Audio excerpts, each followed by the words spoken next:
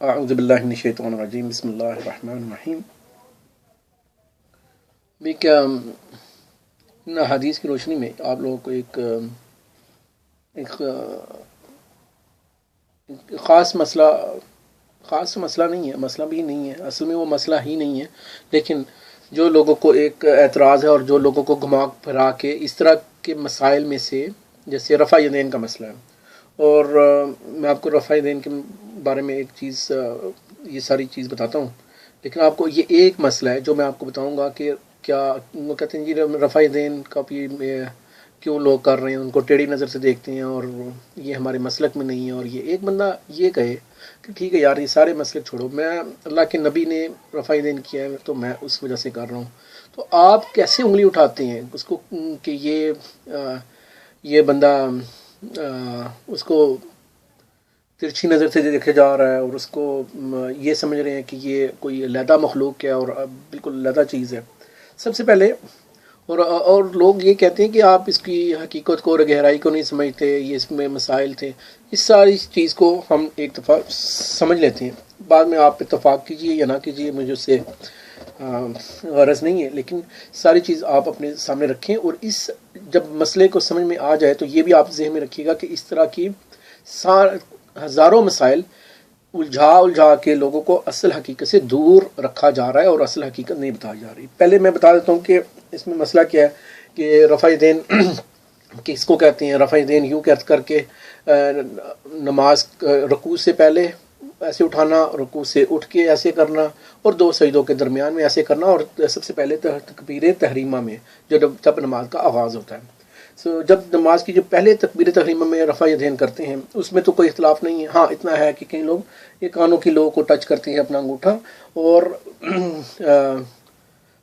کئی لوگ اس کو یوں ہی ہاتھ کندھوں تک اٹھاتے ہیں۔ اب سب سے پہلے چلے یہی بات کر لیتے ہیں کہ آیا کہ ہمارے پاس کان کو ٹچ کرنا حدیث سے ثابت ہے، وہ آپ لوگ مجھے بتا دیجیے گا اگر کسی حدیث میں یہ چیز ثابت ہے کہ یہ ٹچ کیا جا سکتا ہے۔ لیکن آپ کو میں متفق علیہ کی جو بخاری اور مسلم شریف کی جو حدیث ہے اس کے بارے میں آپ کو میں بتا دیتا ہوں۔ حضرت عبداللہ بن عمر رضی اللہ عنہ سے روایت ہے کہ رسول اکرم صلی اللہ علیہ وسلم نماز کے شروع میں اپنے ہاتھ کندھے تک اٹھاتے۔ میں نے آپ کو پھر سے کہا ہے کہ جن لوگوں کو عربی کا مسئلہ ہوتا ہے، جو عربی کے الفاظ کو اتنا نہیں جانتے، عربی کو نہیں اتنا جانتے، ان کو پھر اپنی مرضی کے مطلب اور ترجمے وغیرہ وہ لوگ بتا دیتے ہیں، تو اس میں کہ یہی ساری حقیقت ہے۔ تو اس میں میں تھوڑا بہت عربی کو جانتا ہوں، میں آپ کو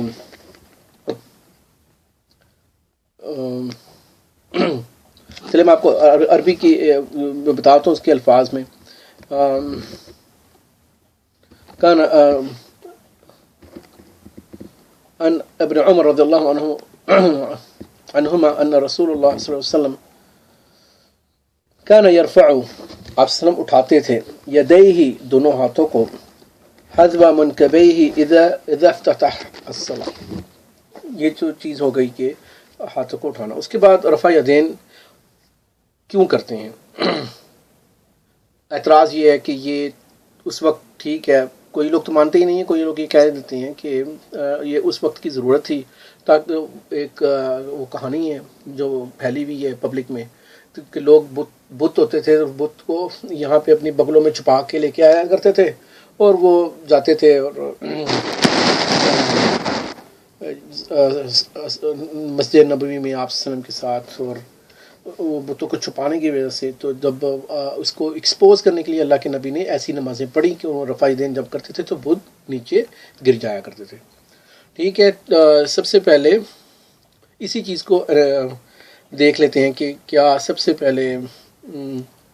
یہ چیز صحیح ہے یا غلط ہے۔ اگر فرض کیا میں نے بہت بڑا بت رکھا ہوا ہے تو وہ تو بغل میں نہیں چھپے گا، ناممکن ہے وہ بغل میں چھپ سکے، اس لیے مجھے اگر میں نے یہ کام کرنا بھی ہو تو مجھے ظاہری بات ہے چھوٹا سا،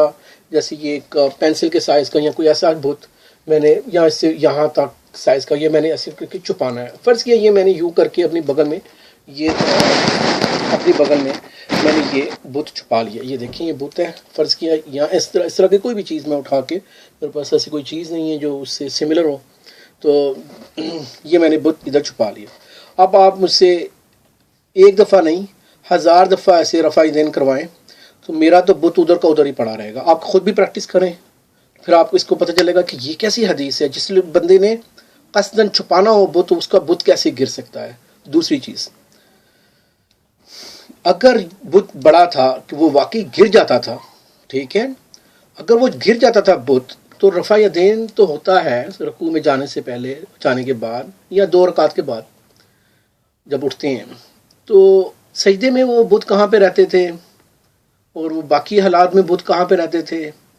سجدے کی حالت آپ جائیں گے تو آپ کو اندازہ ہوگا کہ وہ اس میں تھوڑا سا پھیلاؤ زیادہ ہوتا ہے. لیکن فرض کیا یہ بھی مان لیتے ہیں, تو پھر میرا ایک سوال یہ ہے کہ اگر رفع یدین سے ہی بت نیچے گرنے ہیں, تو جب سب سے پہلے اللہ اکبر کیا تھا, سب سے پہلے جو نماز کھڑی ہوئی تھی, تب وہ بت کہاں پہ تھے؟ تب تو بت اسی وقت گر جانے چاہیے تھے. اس لیے سب سے پہلی بات یہ ہے کہ ساری یہ من گھڑت کہانی ہے, اس کی حقیقت کے ساتھ کا کوئی تعلق نہیں ہے. اب یہ بات ہے کہ رفع یدین کیا کیوں جاتا ہے. حضرت عبداللہ بن عمر رضی اللہ عنہ سے روایت ہے, صحیح مسلم میں یہ بات میں بتا رہا ہوں, یہ صحیح مسلم کی حدیث بتا رہا ہوں, کوئی چھوٹی موٹی حدیث نہیں ہے. یہ میں ان لوگوں سے اعتراض نہیں کر رہا ہوں کہ جو لوگ نہیں کرتے, میں اپنے آپ کو یہ کہتا ہوں کہ اس میں میرا کون سا گناہ ہے اگر میں رفع یدین کرتا ہوں اور جو لوگ کرتے ہیں. ان رسول اللہ صلی اللہ علیہ وسلم كان يرفع يديه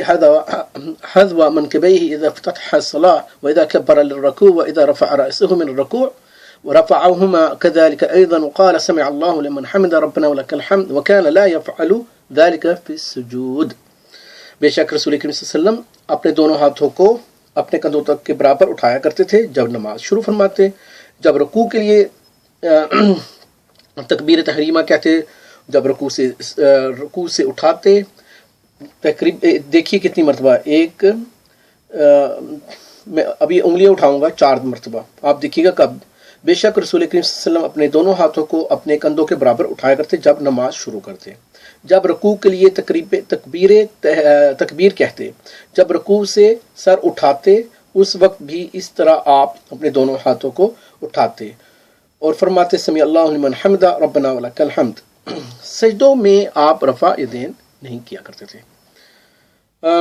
دوسری حدیثوں سے 2 سجدوں کے 2 رکعتوں کے درمیان اٹھنے سے پہلے بھی سجدے کا رفع یدین کا ذکر ہے.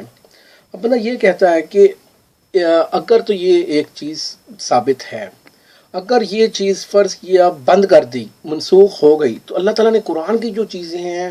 وہ منسوخ آیات کا بارے میں پوری امت کو پتہ ہے, ہر جو منسوخ ہو گئی حدیثوں میں چیز اس کا پتہ ہے. لیکن یہ اتنی اہم عبادت جو 5 ٹائم نماز قیامت تک لوگوں کے اوپر فرض کی گئی, اگر یہ چیز منسوخ ہے تو اس کے لیے ظاہری بات ہے کہ دلیل تو ہوگی. کوئی قرآن و سنت میں دلیل ہے تو مہربانی فرما کے وہ آپ بتائیں کہ وہ دلیل کہاں پہ ہے.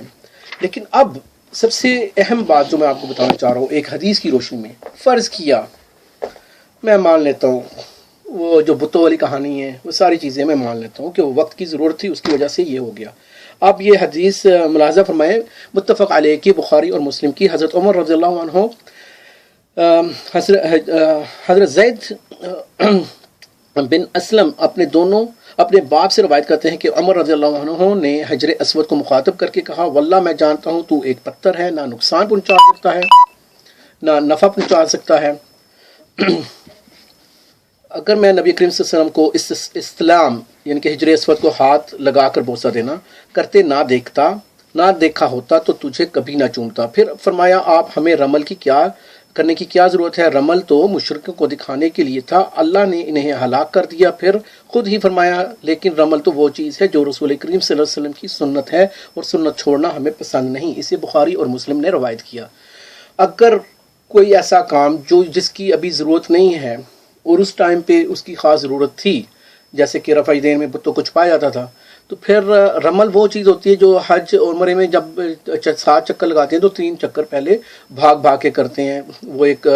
وہ سمجھتے تھے کہ یہ جب عمرہ کیا بیت الرضوان کے بعد آپ صلی اللہ علیہ وسلم اور ان کے ساتھیوں نے, تو انہوں نے